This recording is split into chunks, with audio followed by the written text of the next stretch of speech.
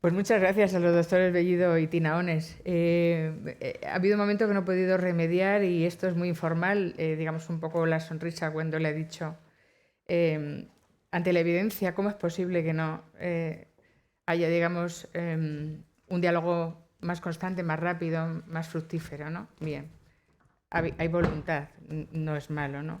Pero escuchándole usted recordaba hace poco en una reunión que tuvimos en torno a la obesidad, periodistas, para que conociéramos toda esta realidad, estaba el doctor Bellido. Una de las doctoras del Hospital Valdebrón de Barcelona, yo era la primera vez que lo escuchaba, ahora se lo escucha a usted. Me impactó tanto saber que hay personas que prefieren entrar a quirófano porque no pueden pagarse un tratamiento. A mí me pareció una salvajada. O sea, lo digo como lo siento, me pareció una cosa tremenda. Porque si tienes que ir a la cirugía porque no hay otra, vas a la cirugía, bien. Pero cuando hay alternativas, elegir la cirugía porque no puedes pagarte un tratamiento me parece realmente dramático. Bueno, esto ha sido una aportación personal mía que no he podido dejar de comentarla porque me llega al alma. Ahora vamos, bueno, ya ha dado tiempo a colocar las sillas, vamos a una mesa redonda que precisamente pone el foco en las necesidades de los pacientes y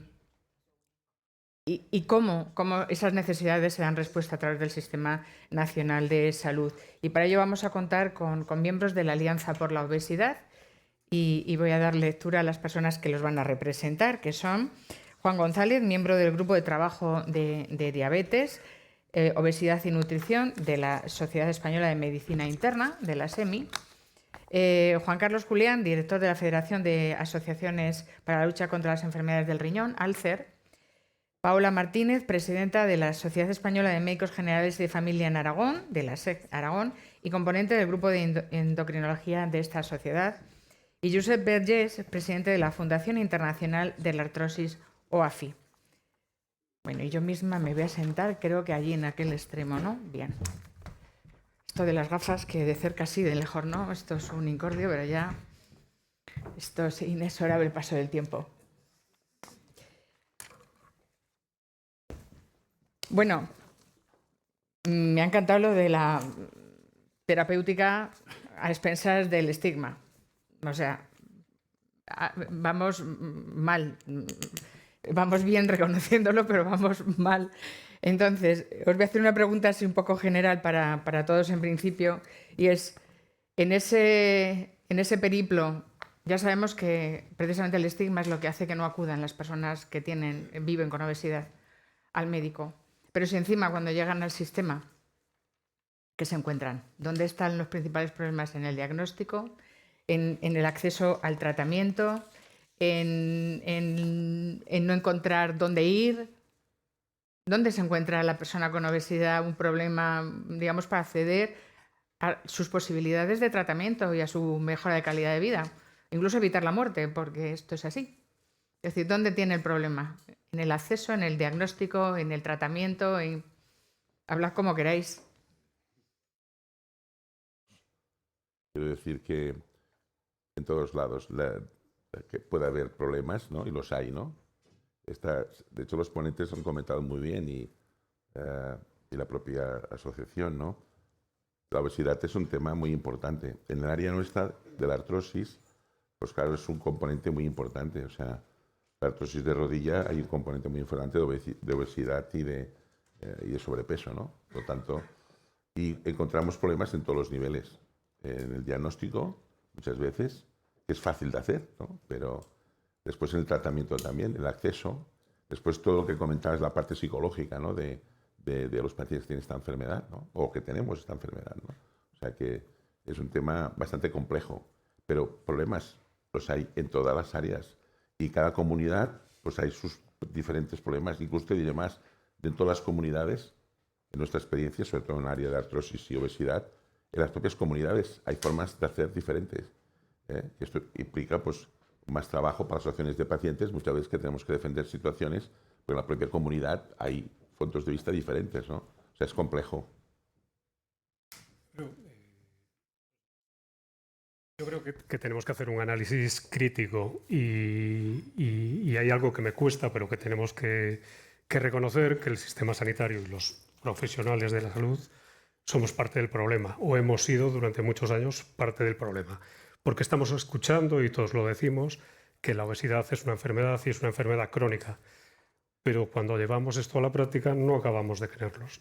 Tenemos evidencia científica toda, más que nunca el doctor Tinaones lo decía anteriormente, tenemos más evidencia científica la que hemos tenido en la mayoría de las enfermedades crónicas, pero no hhemos tomado realmente, no hemos dado el paso de creernos realmente que estamos hablando de una enfermedad crónica que no se elige.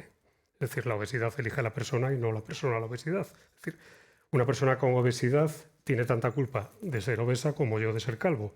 Hay una parte genética y hay una parte epigenética donde podremos intentar modificar alguna de las cosas. Pero hasta que nosotros nos creamos realmente que esto es una enfermedad y la tomemos como las demás enfermedades crónicas, es decir, nadie discute el tratamiento de una tensión arterial, de una hipertensión, nadie discute el tratamiento de un diabético, de un EPOC, de una persona con insuficiencia cardíaca, pero sin embargo estamos discutiendo aquí, hoy, cuando ya tenemos tratamientos eficaces, por lo menos para un grupo importante de personas, si debemos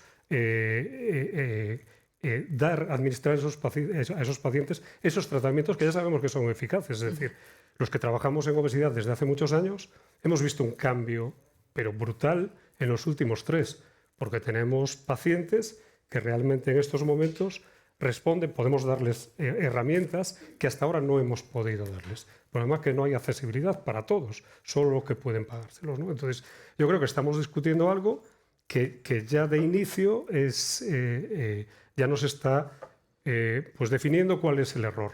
Es decir, si estos fármacos costasen 30 euros, no estaríamos discutiendo nada de lo que estamos discutiendo hoy. Entonces, ya no estamos discutiendo eficacia, ya no estamos discutiendo que esto sea útil. Estamos discutiendo si podemos pagarlo o no. Entonces, el discurso tiene que ser otro. Hablando desde el ámbito de la atención primaria, que evidentemente es a lo que me dedico, creo que hay un problema fundamental que es reiterar un poquito lo que ya estabas comentando, que es que ni nosotros como profesionales, aunque conozcamos sobradamente la obesidad y de qué se trata, cuando entra un paciente en la consulta no es realmente un problema que abordemos. Abordamos antes la dislipemia, la diabetes. Cuando hacemos una analítica, el paciente viene solicitando una analítica para ver cómo tengo el colesterol, a ver cómo tengo el azúcar. Pero pocas veces la primera consulta es: vengo a ver qué puedo hacer con este problema que vengo arrastrando hace muchísimos años, y es la obesidad. Hay un cierto pudor a hablar de ese tema, y desde el punto de vista de los profesionales también lo hay, a que el paciente se pueda sentir ofendido.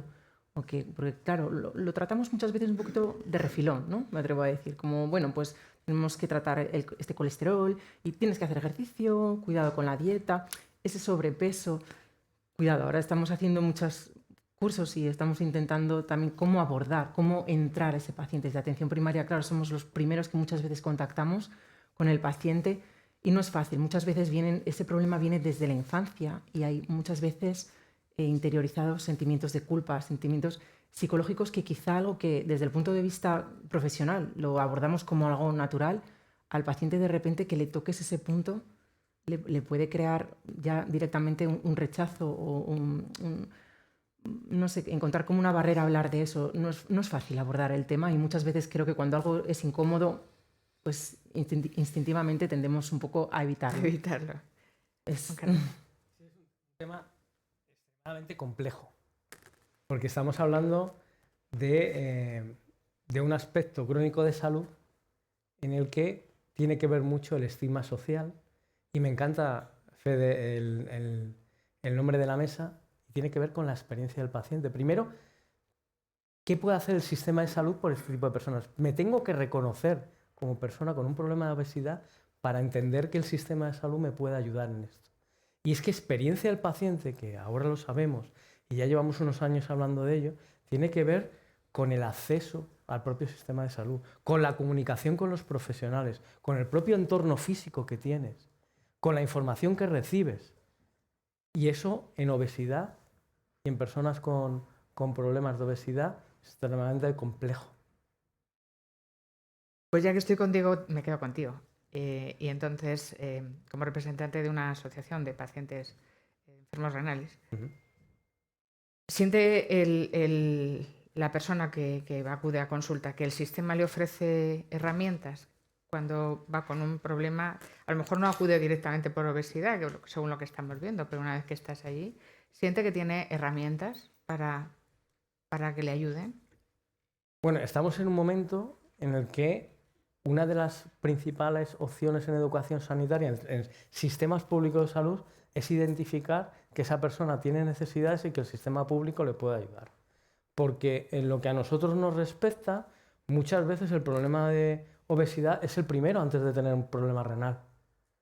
E identificarse que tienes el problema y que puede el sistema de salud ayudarte para ello es el primer paso que tienen que dar.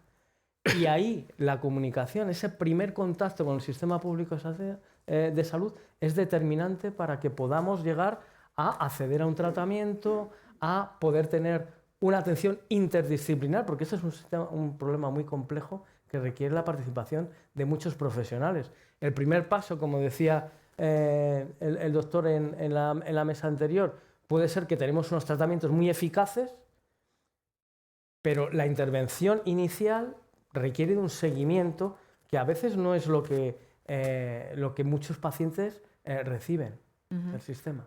Siendo con los pacientes, en el caso por ejemplo, de la artrosis, el peso tiene mucho que ver. Yo no sé si en este caso también se acude, primero es la artrosis, o por la obesidad, y entonces ya te detectan la artrosis, y realmente hay un tratamiento específico. Tienes artrosis, tienes sobrepeso, tienes obesidad, te trato. ¿Cómo está este jaleo? Es una muy buena pregunta. En realidad, dijéramos, nos vienen pacientes a la fundación que tienen artrosis y una de las causas es debido a la obesidad. La propia artrosis, también esto es muy importante, al no poder andar, genera obesidad. Es decir, cuando una persona no puede andar, es obvio que se va a engordar, porque claro, la actividad física es muy importante, ¿no? A banda de que va a tener hipertensión, después le damos un antiinflamatorio no esteroideo que le va a subir la hipertensión arterial, que va a hacer una diabetes tipo 2. De hecho, la artrosis, nosotros estamos trabajando para que se incluya en el síndrome metabólico, porque es un papel clave. O sea, difícilmente podemos mejorar a nadie si no le hacemos andar. Es decir, esto, claro, si tiene artrosis no puede andar. Por lo tanto, es muy importante este tema. De hecho, nosotros ahora tenemos un estudio que hemos hecho, tenemos un convenio con la Agencia Española de Medicamento, con la BIFAP, y hemos estudiado pues 22 millones de pacientes, ¿no?, por el tema de prótesis, ¿no? Y tenemos datos de cuánta cantidad de artrosis tenemos en España, si es sobrepeso y dijéramos, o si es obesidad, ¿no? Por tanto, sí es un papel clave. De hecho, está publicado, dijéramos que la obesidad es un papel clave, sobre todo en la artrosis de rodilla, ¿no? ¿Qué hacemos nosotros, ¿no? Pues bueno, lo primero, pues hemos de tratar esta enfermedad de una forma global, ¿no? Creo que es muy importante, dijéramos, lo que hacemos en este caso, la Fundación. Nosotros representamos a unos 10 millones de pacientes en España, tenemos artrosis y osteoporosis, ¿no? Claro, lo primero que hacemos es explicarles, pues, qué es su enfermedad, por qué la tiene y cómo podemos mejorarlo haciendo un acompañamiento. Pues ahí lo hacemos con podcast, tenemos un programa de radio y televisión, tenemos más de 1000 podcasts, de ellos hay muchos de artrosis y obesidad, hacemos nuestros congresos, ¿entiendes? Les hacemos hacer, por ejemplo, ayer mismo en Barcelona presentamos un libro que es la dieta antiinflamatoria, porque con la dieta antiinflamatoria podemos mejorar la artrosis, ¿eh? No hace falta dar un antiinflamatorio, se puede mejorar. O sea, hay un montón de medidas, pero eso es lo que comentabais aquí, estoy plenamente de acuerdo, y antes los compañeros médicos, ¿no? Esto tiene que ser un tema global. En el caso nuestro, claro, nos encontramos dificultades de nuestros pacientes en primaria, que es realmente, pues el sistema sanitario español ha sido muy bueno, los hospitales todavía aguantan, a pesar de todo. La primaria es donde está más difícil. Yo me formé, hice medicina de primaria, o sea, conozco bien, tengo muchos compañeros de primaria, y hay una cantidad de trabajo allí y falta de profesionales que hace pues, que tengan 7 o 8 minutos por visita, ¿no? Entonces aquí es donde yo creo que es muy práctico. Y de hecho, lo que hemos hecho desde la UAFI es en determinadas comunidades autónomas, por ejemplo en Cataluña, el acto 360, como el médico de primaria no tiene tiempo, dijéramos, de explicarle cómo tiene que adelgazar, ni cómo tiene que explicarle a la cultura que se ha de tener, porque en mi caso, por ejemplo, pues me adelgazo cuando hago una dieta estricta y actividad física, ¿no? Y me engordo cuando lo dejo de hacer, ¿no? Eso pues puedo ponerme el ejemplo, por desgracia, ¿no? Como efecto rebote, ¿no? Por tanto, nosotros lo que hacemos es, hacemos ahora un programa que se llama Acto 360, con el cual acompañamos al médico de primaria, les damos una serie de audiovisuales, el paciente, dijéramos, puede entrar y ahí puede ver vídeos hechos por pacientes con las sociedades médicas de cómo hacer adelgazamiento, cómo mejorar, el porqué de la obesidad. Mira, hay un tema que me extiendo, pero que es muy importante a los médicos. A mí me enseñaron, yo me formé en Barcelona, en el Hospital San Pablo en Vallebrón, después en Canadá, en Montreal, y hice farmacología clínica. Los médicos tenemos un papel muy importante, que es el acto terapéutico. A veces cuando hablo con los residentes, el acto terapéutico consiste en 3 cosas. Hacer un buen diagnóstico, que no es fácil, explicar el tratamiento que le vamos a explicar al paciente y el por qué sirve. En el momento que esto no se hace, porque no hay tiempo, llevamos mal. ¿Entendéis? Por lo tanto, yo creo que, dicho esto, yo creo que estamos en una era fantástica, nueva, con unos fármacos que realmente son revolucionarios. Seguramente, como pasa en farmacología, habremos de buscar respondedores a los tratamientos, habremos de buscar lo que hablamos mucho de los morfotipos, ¿no?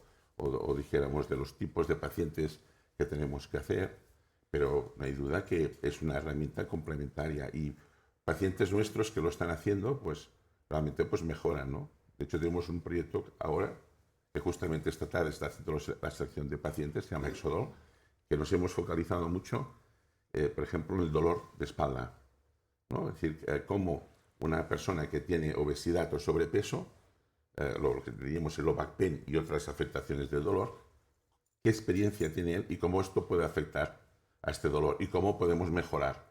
Entonces, es un proyecto que, bueno, que es la experiencia del paciente, ¿no? Es un proyecto que nos va a dar, dijéramos, pues mucha información, porque son áreas todavía que a nivel terapéutico hay poca información.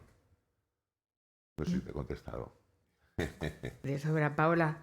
Casi por alusiones, me iba a ir a la especializada, pero empiezo por primaria.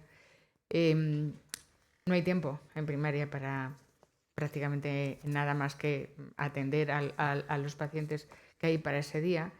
Pero esto no es bueno en el caso de una enfermedad. Antes lo decías, no, aparte de la reserva que puede haber del profesional hacia el paciente por entrar en una parte que parece que podía ser íntima, quiero decir, el estigma es doble estigma, ¿no? Un estigma personal del paciente, un estigma por parte del profesional que no se atreve a hablar con él, pero es que encima no hay tiempo. ¿De qué manera se puede mejorar esa atención en la primaria, puesto que es el primer lugar donde vamos todos? A ver, es cierto, no hay tiempo, pero no podemos utilizarlo como una excusa. Tampoco hay tiempo no habría tiempo para tratar ninguna enfermedad. Tendríamos que ir a destajo repartiendo recetas o algo y no sería la forma correcta de hacerlo. Entonces, por supuesto, ampliar el tiempo de las consultas sería fundamental, pero tenemos algo fundamental en la atención primaria que es la longitudinalidad, es el poder seguir a nuestros pacientes a lo largo del tiempo. Quizá en una sola consulta no está ese tiempo del que hablamos, pero es que vamos a tener muchas oportunidades de hablar con nuestro paciente. Va a venir por múltiples consultas, va a venir por la rodilla que le duele, otro día va a venir pues porque desgraciadamente ya ha sufrido un infarto, pero otro día va a venir porque simplemente pues, nos ha salido ese resultado en la analítica de esa glucemia ligeramente elevada. Todos estos actos médicos que hacemos, todas esas consultas, son un momento donde tenemos una oportunidad para abordar este tema. Y no es necesario ese día ponerle el diagnóstico, ponerle el tratamiento, hablarle, porque desde luego nuestro paciente va a colapsar. Pero sí que tenemos que ir, bueno, sembrando esa semillita ahí, al siguiente día volver a decirle algo. Muchas veces nosotros en atención primaria también recibimos, por la relación tan estrecha que muchas veces podemos tener con nuestros pacientes, desgraciadamente vemos también como compañeros, otros profesionales, que podemos ser nosotros mismos, pero bueno, no es una crítica en absoluto a otras especialidades, sino simplemente que vienen y se nos desahogan, ¿no? A veces pues han ido a traumatología o algo con un dolor de espalda y desgraciadamente todavía al paciente que acude por un dolor físico se le dice cuando adelgace 20 kilos vuelva. Claro, sí. Entonces, es cierto. Claro, ese paciente, ¿cómo ¿cómo se ha abordado la obesidad en ese paciente? O sea, ya es imposible abordar, no sé, Sí, 100% de acuerdo. El paciente sale todavía a día de hoy. muy decepcionado. Claro. Porque queda anulado, ¿me entiendes? Cuando vamos a los médicos, en el fondo... Siente que es culpa suya. El paciente espera de nosotros una respuesta. Nunca podemos decir que no hay nada a hacer. Claro. Como a veces pasa. Lo primero es explicarle, no es que su problema no solo es la rodilla, es que tiene otra enfermedad que se llama obesidad. Y muchas veces se quedan un poco anonadas. Educarle y como, ¿qué me ayudarle y está acompañarle. A veces esto que decís, ha dicho antes, criminalizamos la enfermedad. Porque hay esa autopercepción también del paciente, porque la sociedad, también los facultativos y la sociedad lo hemos generado, esa autopercepción del paciente de que realmente ha hecho algo mal. Por eso ha llegado a la obesidad. ¿no? Sí, claro. Entre todos lo hemos hecho. Es que antes hablábamos, la obesidad o el sobrepeso, digamos, incluso, es muy visible. No la problemática o digamos, las circunstancias o las características de la enfermedad, sino el hecho en sí físico.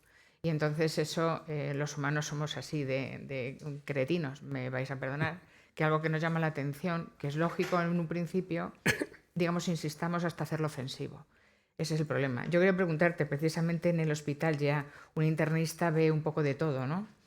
¿Se sigue considerando un factor de riesgo la obesidad a la hora de evaluar o ya lo tomáis como una entidad propia? Es otro de los problemas. Es otro de los problemas. Nosotros hemos hecho en mi servicio hace muy poquito una revisión de historias clínicas por calidad asistencial para saber realmente cómo se estaba diagnosticando la obesidad, si se colocaba como factor de riesgo cardiovascular en los informes de alta de una especialidad como medicina interna, que en cualquier hospital los compañeros saben que suelen ser los informes de alta más extensos, ¿no? Donde se pormenoriza más en los antecedentes personales y todo eso. Bueno, menos de un 5% había un diagnóstico de obesidad. De hecho, como diagnóstico principal o secundario, en los informes de alta solo un 2% de pacientes con obesidad pues salía eso como un diagnóstico a codificar. Y entre los factores de riesgo cardiovascular, menos de un 5% se contemplaba también la obesidad. Sí la hipertensión, sí la dislipemia, sí la diabetes, pero no la obesidad. Con lo cual, ese reconocimiento que antes comentábamos, que faltaba por llevarse a la práctica, pues lo vemos plasmado en los informes de mi especialidad. Tengo que ir con coraje, pero es realmente así. ¿Y sería necesario hacer un protocolo que, digamos, en estricto ya marcara pautas y de una vez por todas se considerase una enfermedad y no un factor de riesgo derivado? Aunque lo es, pero... Sin ninguna duda, por lo menos en los pacientes que nosotros vemos en medicina interna, que son pacientes habitualmente con pluripatológicos, con varias patologías, con varios tratamientos, nosotros sabemos que, y la evidencia científica y todo lo que se ha investigado en estos momentos con obesidad, sabemos que en parte cuando hay una enfermedad, una enfermedad como la obesidad, cuando resolvemos esa enfermedad, estamos actuando sobre otros muchos factores de riesgo y sobre otras muchas comorbilidades. Es decir, antes lo decían los compañeros, estamos actuando sobre la artrosis, la artritis de rodilla. Cuando estamos actuando sobre la obesidad, actuamos sobre el riesgo cardiovascular, sobre el riesgo de tener un evento cardiovascular, sobre el riesgo de los pacientes que tienen un SAOS y utilizan una máquina para respirar por las noches. Un SAOS es el síndrome de apnea obstructiva y usan una CPAP, que sabemos que tratándoles la obesidad conseguimos retirarle hasta un 50% de esas máquinas. Sabemos lo que supone eso en calidad de vida. Es decir, y a pesar de todo eso, no acabamos de poner el foco en la etiología que probablemente va a hacer que consiga mejorar más la cantidad de comorbilidades que tienen los pacientes. Y probablemente de todas las que tenemos, junto con la hipertensión y poco más, pues será la obesidad. Uh-huh. En primaria, por ejemplo, habría manera de establecer también, no sé si un protocolo, una manera de actuar de tal forma que se acogiera a la persona que llega con un problema de obesidad y se le atendiera de otra manera. Como en cualquier otra patología, creo que los pacientes con obesidad necesitarían una atención especializada desde el punto de vista multidisciplinar. Por supuesto, necesitarían un apoyo psicológico, necesitarían un nutricionista, porque no solamente sirve comprar una dieta estandarizada genérica, es que necesita una dieta adaptada Y un acompañamiento. un seguimiento y, por ejemplo, un fisioterapeuta o que le dé unos ejercicios adaptados, ojo, a su capacidad. Correcto. 100% de A acuerdo. su capacidad en cuanto a esa artrosis que pueda tener. Hay que hacer un análisis muy exhaustivo, algo que, bueno, desde atención primaria, bueno, lo asumimos todo. Pues sí, podemos asumir una vez más también el prescribir el ejercicio físico, pero creo que no sería realmente lo realmente correcto para el paciente. Necesita que un profesional especializado en ese tema, en esa esfera, le dé el tratamiento que realmente necesita. Pero hay, digamos, buena comunicación, porque ya sabemos que sí, primaria, especializada, pero a veces directamente hay es unos que atascos inmensos. no tenemos, creo que por lo menos en Aragón, no existe una unidad específica donde hubiera esos profesionales que estoy nombrando y que puedan atender a los pacientes de esta manera. Lo hacemos nosotros desde nuestra consulta de atención primaria con el apoyo de enfermería, sobre todo para el seguimiento, el control del peso, el control del perímetro abdominal, en la dieta, las dudas que puedan tener. A enfermería es un gran apoyo, que también tiene que recibir una formación específica en esto. Y con ellas normalmente hacemos ahí ese pack, que lo hacemos también para el seguimiento de los pacientes crónicos con hipertensión, con dislipidemia, con diabetes, pues lo hacemos también con la obesidad, pero creo que se queda un poco corta la atención que podemos hacer y que necesitaríamos unidades específicas y protocolos claros de cuándo derivar o no derivar a nuestros pacientes a endocrinología, porque nosotros ya podemos instaurar el tratamiento desde primaria, lo hacemos, ya lo estamos haciendo, pero tenemos que explicar muy bien al paciente en qué consiste ese tratamiento y que no es suficiente con tomar esa pastilla mágica, sino que tiene que venir acompañada de un plan de ejercicio, de una dieta adecuada, que hay que instaurarla y que hay que seguirla, porque si no, no va a servir de nada. Sí, perdona, te iba a dar... Claro. Tenéis que tener en cuenta que estamos hablando de experiencia del paciente y aquí hay un aspecto muy relevante que es cuándo entra en un sistema. Y ahora estamos en un momento en el que la esperanza de muchos pacientes crónicos es volver a que los pacientes dejen de mirar, a que los médicos dejen de mirar la pantalla y miren al paciente. Porque uno de los aspectos esencial, sobre todo al inicio, es escuchar a la persona que tienen enfrente. Y lo que nos encontramos ahora mismo por la burocracia del sistema es protocolos muy estructurados en el que hacen unas preguntas, simplemente codifican y todos tenemos la experiencia que hemos estado en esa primera consulta en el que el médico no nos ha mirado. Y la inteligencia artificial hace eso ya mucho mejor, pero no hace algo que los profesionales sanitarios ya llevan haciendo mucho tiempo. Mirad, hace no mucho tiempo, en un congreso de atención primaria, había un profesional sanitario de esos que llaman del tercer mundo, ¿no?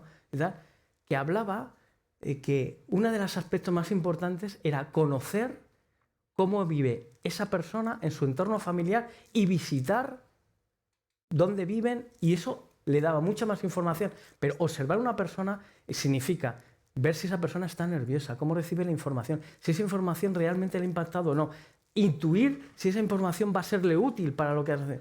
Eso ahora mismo no lo tenemos y nuestra esperanza es que las nuevas herramientas ayuden a esa situación. En obesidad eso es determinante. Y perdón que intervengo, que me hayas dado la palabra, y nos estamos olvidando de algo muy importante también, creo, y es la prevención. Estamos hablando ya de diagnosticar una enfermedad en la que quizá mucho antes, y en esto, pues desde luego primaria, una vez más, quizá deberíamos de tener un papel protagonista, es detectar esos primeros signos del sobrepeso simplemente, y la promoción, la prevención y promoción de la salud, de hábitos de vida saludables. Y eso, bueno, ya desde las escuelas, desde luego, hay, por supuesto que ya se tiene en cuenta, pero es que tenemos también que intentar no llegar a este punto de la obesidad. Y es una labor muy importante también en las familias. Nosotros, claro, vemos a los pacientes de los 14 años, ¿no?, que ya pasan a adultos, y ves que es que son muchas veces en esa familia, no solo pacientes que ya hay instaurados en esa familia unos hábitos que no son saludables, de sedentarismo, de alimentación, y eso hay que irlo trabajando para que no lleguemos a este punto en el que ya, pues desgraciadamente muchas veces es muy complicado revertirlo, porque sabemos lo que implica la obesidad. Uno de los aspectos importantes, o sea, los británicos que llevan estudiando mucho esto, lo de la experiencia del paciente, determinan que cuando hay un buen vínculo entre el paciente, la familia y el paciente, hay mejores resultados en salud. Yo un poco Sí, estoy sí. 100% de acuerdo con lo que decís. Tengo una diapositiva que presento a los médicos de primaria, a las emergen, a las enfilla, a las EP, que se echan a reír y me veo con un ordenador echándolo por la ventana. Es verdad esto que dices, ¿no? El pobre médico de primaria, que siempre he defendido la especialidad de medicina de familia porque es la más bonita, la más complicada y la que, si funcionara y tuviera los medios, ahorraría mucho al sistema. Lo es. O sea, esto vamos, no tengo ninguna duda, el tema pobre es... Mirad, nosotros presentamos estando de acuerdo con todo lo que decís, hace 3 años presentamos aquí en la Real Academia Española de Madrid el primer libro de envejecimiento y de artrosis blanco a nivel europeo, ¿no? Y ahí lo podéis tener y además es acceso gratuito, lo podéis ver, salía el tema de la obesidad. ¿Cómo vemos desde la perspectiva del paciente? Yo creo que aquí las asociaciones de pacientes tienen un papel importante. Yo cuando hace 10 años decidí dejar mi vida que tenía, en fin, en una situación que estaba de confort para montar una asociación de pacientes, que después fue una fundación, me di cuenta y me doy cuenta ahora que el sistema sanitario español, como otros sistemas, dijéramos, europeos, no va a tener más medios. Lo tenemos que desengañar, o sea, ojalá viniera el presidente Sánchez hoy y nos diera 80.000 millones de euros más. Firmo, no vamos a tener más medios, esto es la realidad. No vamos a tener más médicos, esta es la realidad. Es decir, faltan 30.000 médicos, según la leucemia colegial, no sé si es verdad o no. Faltan muchos profesionales. Por lo tanto, la situación es esta. Todo lo que tenemos que hacer es ver cómo podemos adaptar y cómo podemos ayudar a mantener este estado de bienestar. Y allí los pacientes jugamos un papel claro. Nosotros lo hemos hecho desde la artrosis. Nosotros hacemos campañas de prevención que debería hacer la sanidad, pero no la va a hacer. Nosotros tenemos campañas de prevención de artrosis, de osteoporosis, de sarcopenia. Vamos con un motorhome a los ayuntamientos y les hacemos en 15 días el diagnóstico. Ahora estamos haciendo todo el colectivo religioso. Tenemos sacerdotes que están en muy mala situación, les estamos ayudando. Y lo hacemos desde los pacientes con las sociedades médicas, por supuesto, ¿no? Con la enfermería, con asistentes sociales, con todo el colectivo. Esto es, yo creo, por eso aquí, claro, ahora estoy diciendo, dirás con el que estoy vendiendo mi libro, ¿no? Pero yo creo que, mirad, nosotros colaboramos con la Arthritis Foundation en Estados Unidos.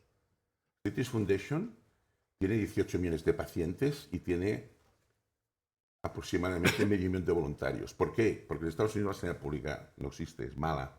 Hospitales penitenciarios, ¿me entiendes? Pero lo que es el Medicare, y ahí las asociaciones han tenido que espabilar. En España, tradicionalmente, cuando yo recuerdo años atrás que íbamos en Europa, los países nórdicos tenían asociaciones de pacientes y en España hace 15 años había, pero pocas, ¿no? Esto ha cambiado y va a mejorar, ¿no? Entonces yo creo que aquí las asociaciones de pacientes jugamos un papel muy importante de trabajar conjuntamente, ¿no?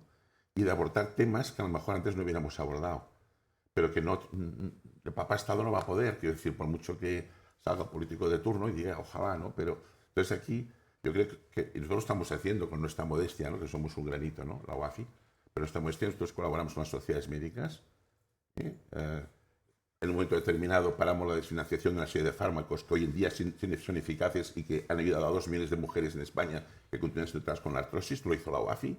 Y así estamos, quiero decir, pero colaborando conjuntamente. Por lo tanto, yo voy a decir aquí, yo soy muy optimista, a pesar de que hay dificultades. El tema es cómo esto lo vamos planteando y lo que estamos hablando hoy en día, por ejemplo, un ejemplo claro, nosotros hacemos clínica solidaria. En Madrid, en Barcelona, llevamos más de 3.000 pacientes, gente que no tiene posibilidades ni económicas, y le estamos ayudando, ¿no? Lo hago con una de las cosas más placenteras que tengo, ¿no? Cuando nosotros a estas personas que visitamos hacemos perder peso, les explicamos su enfermedad.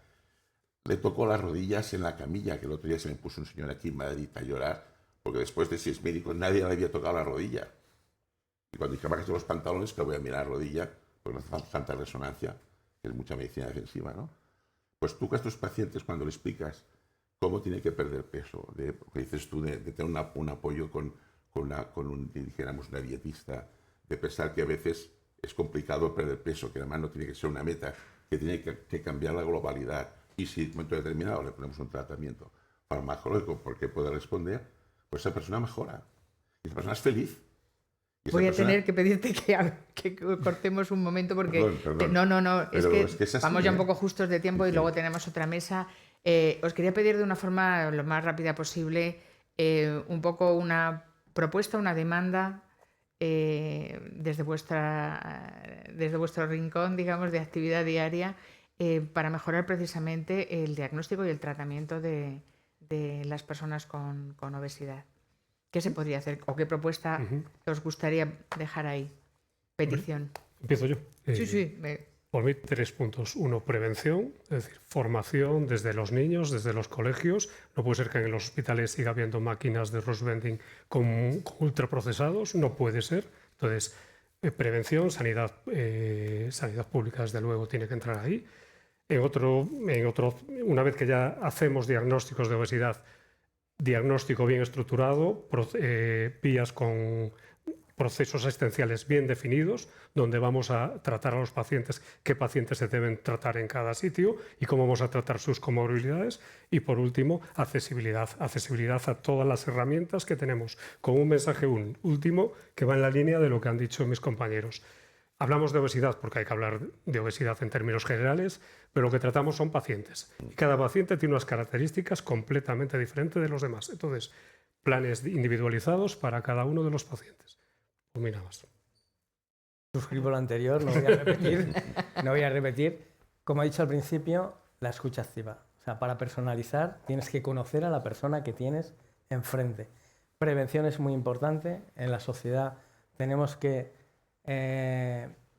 salud pública es un aspecto relevante. El hacer consciente a las personas que pueden tener un problema de salud y que tienen que ir antes de desarrollar un problema, como estaba hablando, para prevenirlo, es un aspecto importante. Nosotros en enfermedad renal estamos con estrategias de detección precoz, pero la aportación que hacen las asociaciones de pacientes es poder entender cómo una persona que se siente sana tiene que ir a detectarse porque puede tener un factor de riesgo, ¿no? Pues en obesidad yo creo que es el mismo proceso. Paula.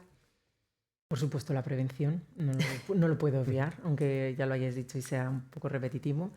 Y la especialización, o sea, la individualización y el apoyo multidisciplinar. Creo que debemos de trabajar todos en equipo, todas las especialidades médicas debemos de estar y, por supuesto, acompañar al paciente. Siempre acompañarlo, porque no podemos ponerle un diagnóstico, una etiqueta y no ir de la mano con él y no ayudarle y aunque sea, preguntarle qué problemas está encontrando o qué dificultades está encontrando, porque si no se va a estancar y no es posible avanzar. Bueno, ya se ha dicho todo.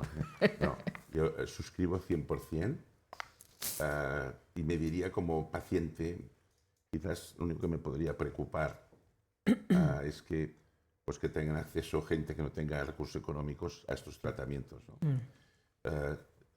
Yo estuve en Health Canada trabajando en Canadá, ¿sabes? O sea, conozco perfectamente lo que es la evaluación de fármacos y conozco perfectamente cuando se decide que un fármaco es financiado o no, es muy difícil el impacto. O sea, a veces yo he oído reuniones que se han decidido decisiones sin tener un conocimiento del impacto que puede tener una decisión de financiar o no un medicamento, ¿no?